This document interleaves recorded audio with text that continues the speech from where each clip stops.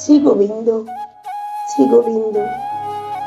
এখন আমরা জানব যে বেদের মধ্যে ভগবান সম্পর্কে কি বলেছিল।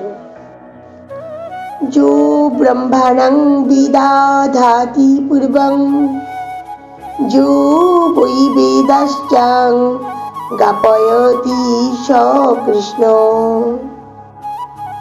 ব্রহ্মা যিনি পূর্বকালে বৈদিক জ্ঞান প্রদান করেন, তিনি সেই জ্ঞান সৃষ্টির আদিতে শ্রীকৃষ্ণের কাছ থেকে প্রাপ্ত হন।